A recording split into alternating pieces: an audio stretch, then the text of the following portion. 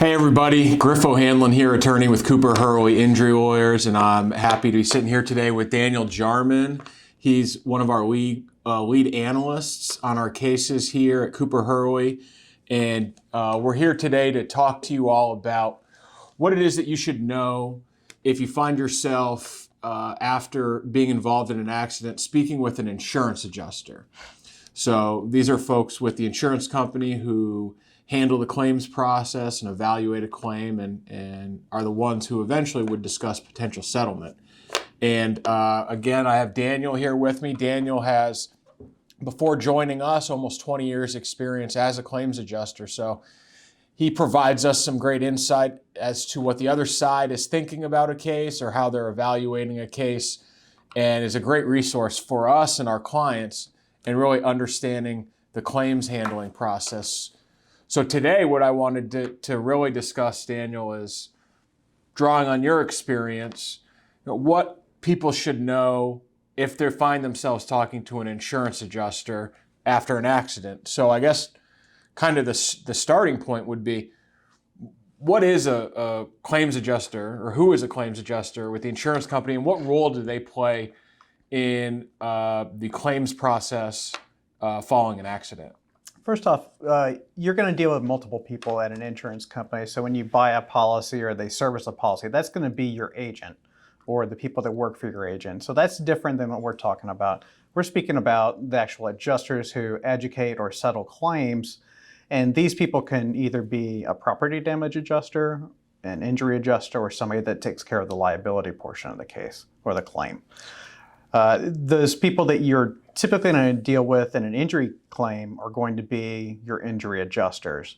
The vehicle is often taken care of early in the stage of the case or in the early stages of the claim, and then the actual injury adjuster will be the person following up with you monthly to follow up on your status of your recovery.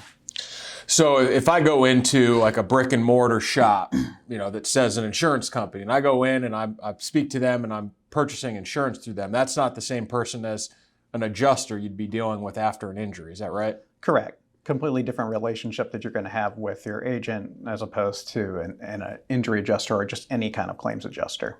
Two different people. Okay. So let's kind of role play. If I've been in an accident and I've sought medical care, it's the first thing that we always tell folks to do: get medical care. If anything feels off or wrong, just get checked out. But after that, the first call should be to my own insurance company and speak to an adjuster with my own insurance company. Is that right? Correct. You should be speaking with your insurance company as soon as possible. And I preface that before you ever get to the point of speaking with your adjuster, make sure that you have good information to give to them that's accurate: witnesses, police reports, police officers, damages, things like that. So you're going to want to talk to your own insurance company to make sure that they know what's going on in the accident, because the other person may also make a claim against you. And you want to make sure that you can head that off with good information given to your own insurance company. So in talking with adjusters, you may talk to someone from your own insurance company. You may find yourself talking to someone from the other driver's insurance company as well. So there's adjusters really in multiple avenues of communication, or multiple sides you might be speaking with them, correct? That's right. So you need to know who you're speaking with up front. So does the person represent you in a manner of them being your own insurance company, or are you dealing with the other person's insurance company? You need to make sure that you know that before you have those conversations. And I guess when you do begin having some of those conversations, you've said already that you want to have details, good information that you can give to the adjuster, any witnesses, police report, things like that. What are some of the other, need to knows for someone who's speaking with an insurance adjuster maybe for the first time ever? Okay. So let's go back to the day of the accident. That's where your conversations are going to start with your own insurance company or the other insurance company. So it's very important that you get the proper information. If you have the ability to take photographs at the scene when you're in the accident, sometimes you're too injured that you can't do that. But if you have the ability to use your cell phone, take pictures of your own property damage, take pictures of where the vehicles are sitting, And if you have the person's driver's license, the other person involved in the accident, take a picture of that as well. Because sometimes these people disappear, they deny being involved in the accident, or they deny the facts of the accident. And you're setting the stage so that you can help yourself out when you're dealing with your own insurance company or the other insurance company. So then you have that conversation with the insurance company, you give them copies of this information that's beneficial to you. And I speak mainly as to your own insurance company, but you are going to have to provide some information up front to the other person's insurance company if you have not already sought representation. Well, that brings up an interesting point. So let's say I have insurance company A, and I'm in an accident. I call whatever their hotline is, and I report that I was in an accident, provide those details, that information you've discussed. The other driver has insurance company B. Do I want to call that insurance company and let them know as well that I've been involved with an accident where their driver was at fault, in my opinion? And if so, what sort of difference would there be in how you discuss your claim in the accident with your own insurance company's adjuster and the at-fault driver's insurance company's adjuster? The main takeaway I can give to you on that is know that everything that you tell the other insurance company is going to be used against you.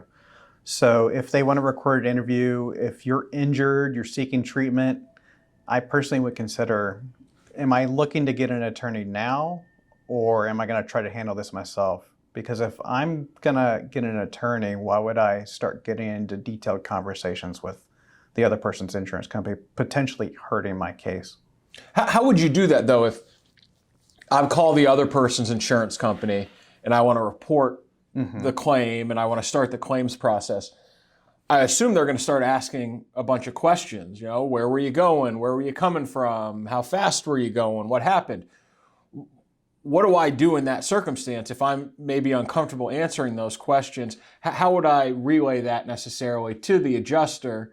That would be the way to best protect myself while I still try to determine, do I want to hire a lawyer? Do I want to handle this myself? How injured am I? Things like that. Well, you can refuse to give a recorded interview and simply give a generalized statement to an insurance company. There's nothing requiring you to give the other person's insurance company a recorded interview. I'm not talking about your own insurance company. I would let them know about your vehicle, like the damages that are at it. If they want to take a look at the car so that they can get the damages and the repairs started, absolutely. Give them the information on your car, get the appointment set to get your vehicle fixed, ask them about rental coverage, and you can give them generalized information as to what happened in the accident. There can be a case-by-case situation where the liability is, who is at fault and who's not at fault, may be in question. And at that point, you may want to take a step back and say, should I be getting an attorney involved now before something happens that could be detrimental to me? Yeah, that's a good point. I mean, certainly if you start feeling uncomfortable about the process, feel that the questions are getting in an area where you're uncomfortable providing that information, or you're just not making the headway that you expected or were hoping for, an attorney may be able to really step in and speed the process along or assist, I would assume. In your experience, how does the claims process change from when, let's say, the person involved in the wreck is talking with you as an insurance adjuster, and then you get a letter from their lawyer and start talking to an attorney? Well, I think the biggest difference is that they may not be able to get that recorded interview that they want, and we have the ability on the plaintiff side to be able to make sure the information that's going to them is correct and beneficial. Whereas if you give them a recorded interview, you may say something that you regret, and it may not be something that actually happened in the accident, but it'll be used against you. Okay. So, I mean, as it sounds somewhat basic, but an attorney can kind of protect you from the fact that you don't know the ins and outs of the claims process, whereas you're speaking to an adjuster who does this every day. That's right. And the adjuster may end up asking you questions that are leading in a manner that may point you to being partially at fault in the accident. These people are trained to do interviews, and they're trained to dig information out. And sometimes they ask questions in a manner that may lead you to saying things that are not necessarily how they occurred. Yeah, and that kind of goes back, I guess, to the role of the claims adjuster. I mean, they work for the insurance company. Is it fair to say that their responsibility or their goal would be to limit the amount of money the insurance company is paying for claims? Yeah. The main job of a claims adjuster is to close claims and to close claims cheaply. So whenever you're speaking to an insurance company, know that their goals are based off of closures and speed, so, and as well as money. So if they're paying a lot of money or they're not closing claims and they're not very efficient, then that harms the profitability of the insurance company. And ultimately, that's what a company is about, is profits. Yeah, someone will come knock on their door and ask some questions, right? So one of the questions I get a lot from clients, and there's some confusion about it and some worry, which I can understand. How does the process change, if at all, when the insurance company that you have is the same as the insurance company that the at-fault driver has? Are you speaking to the same adjuster? How does that work? No, they do have some privacy requirements that they must abide by when both people have the same insurance company. But I go back to my earlier statements where I said you need to know who you're speaking with. You need to know, does this person represent my insurance policy or do they represent the insurance policy of the other person? Because you may be saying things to your insurance company, who's your policy, and it could still be construed against you, not knowing that you're talking to the other person. They will share some information. There's no way around that. That's just part of the process. You don't want to give 2 recorded interviews or 2 interviews to each company, so Right. they're going to be like, let's share the interview. So you do have to. There are concerns when both people involved in the accident have the same insurance company. And insurance coverage is certainly a complicated area. Who's responsible for paying and how much policy limits are in play, things like that. And I can tell you, in a number of my cases, I have clients who exhaust the at-fault driver's policy limits. So the at-fault driver's insurance company has offered to my client their entire policy limits, let's say $25,000. And we can continue to pursue against my own client's insurance policy as underinsured motorist protection. So if you have $50,000 in coverage, that may provide benefits to you beyond the liability portions.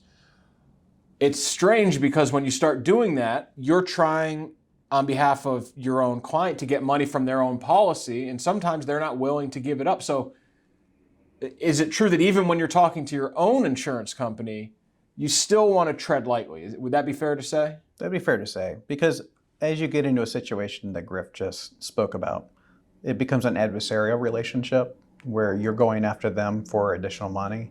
So they treat you as an adversary, just like the other person's insurance company. So the roles can change, and you have to be cautious.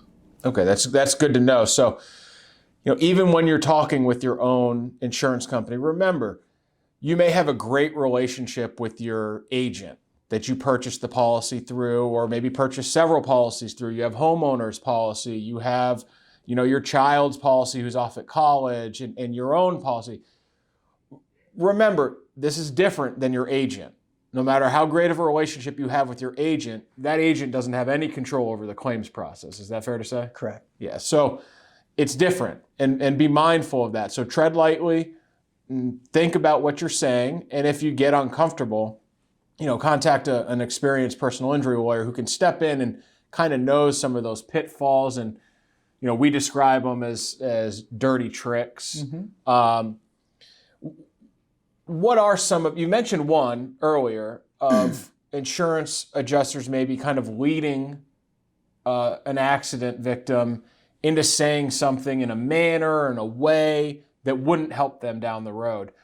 What are some of the other kind of dirty tricks or or tactics that adjusters may use to try to finish a case fast and finish it cheaply? I think one of the biggest ones is they want to pay less on your injury case than the case is actually worth. So they may make an offer to you that's less than medical bills, plus a pain and suffering award, knowing that your health insurance already paid for the bills. Another one is that they try to settle the cases out as quickly as possible. So many companies have goals to settle out their claims cases within the first 90 days, 180 days. So they really, really push to try to settle these people out before they get attorneys.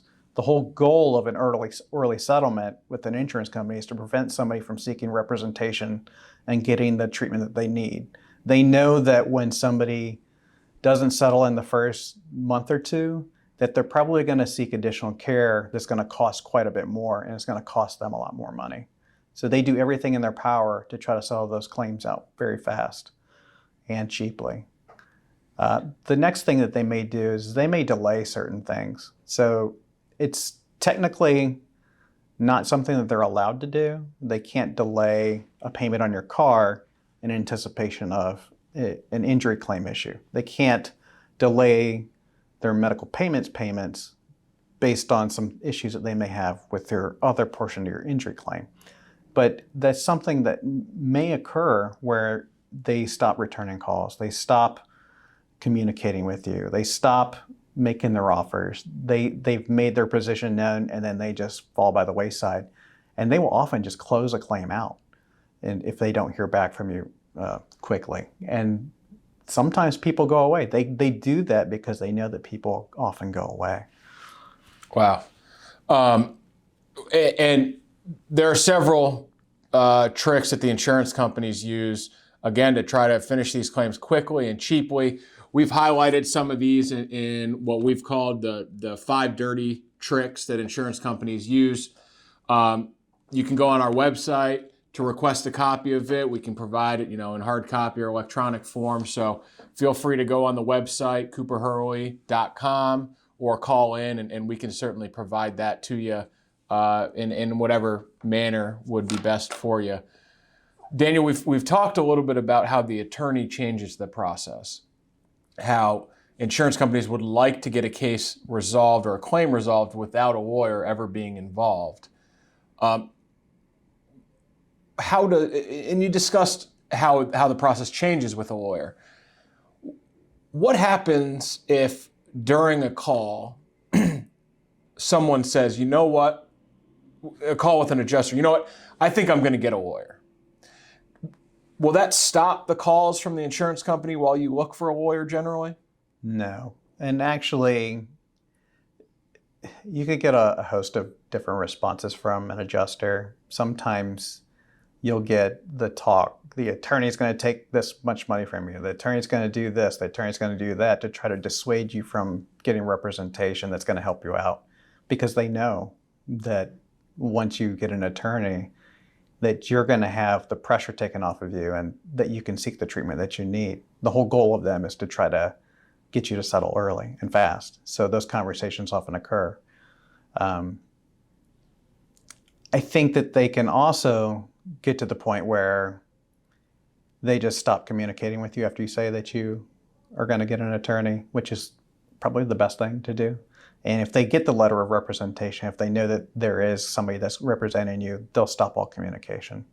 But oftentimes, you'll just get the conversation, the person's just going to take money from you, so you should just settle with us now. It's interesting. Yeah, one of the first things that we do when a new client hires us is we send out letters of representation to the insurance companies that are involved to stop those communications, as Daniel's discussed. Once they get the letter of representation, there should be no more communication between the insurance adjuster and our client. If there is, that's a problem. But it's very rare that I've ever come across that being an issue. I mean, when you were working in this field, when you would get a letter of representation, was that then a hard hands-off, wait to hear from the lawyer or contact the lawyer rather than the individual? Yes, it's a hard stop. They'll never talk to you again unless there's something that the attorney is allowed to communicate, like for your car or your personal items, something like that. That's permissive conversations that have been given through the communication with the attorney. But the minute they get that letter of representation, they cease all communication. They don't want to get in trouble. They can get in trouble with the state insurance commission, and they can also get a nasty call from the attorney. Yeah.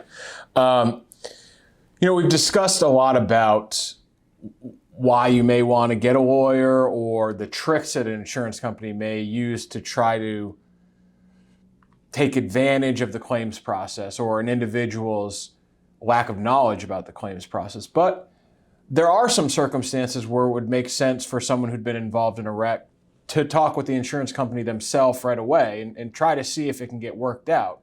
Is that right? Yeah. I mean, well, first being is if you're not injured, there's not really much that can occur with a personal injury attorney to seek representation. So if you have a simple car accident, you just handle it just like you would any other claim that you make. If you have very minor injuries, you just went to a doctor's visit, you don't have any other need to seek any additional treatment, a case like that is probably better just handled directly with the insurance company and not involving an attorney. And those are the two situations that I can think of. Yeah, I'll echo what Daniel said. There are certainly claims and cases where it is not in your interest to pay a lawyer any portion of that settlement fee that you may get in order to resolve a claim. If you're in an accident and you have some bumps and bruises and you go and get checked out at urgent care and come home and now a week has passed, 2 weeks, and you feel fine, don't hire a lawyer. Don't necessarily pay a lawyer a portion of your settlement fee, because a lawyer can only do so much to increase the value of that claim for you. It's just not worth paying a portion of it. So that's a good circumstance where, see if you can get it resolved. Look, if the insurance company says, kick dirt, we're not paying you anything, well, sure, call a lawyer. But if it's something like that, it may make sense for you to go ahead and just deal with it yourself and speak with the adjuster. Again, be mindful of what you're saying. Be aware that it's an adversarial process, right? They're not on your side or looking to necessarily help you out. But, that's something that you can probably handle on your own without the need to pay a lawyer or give up any portion of that. That's right. Yeah.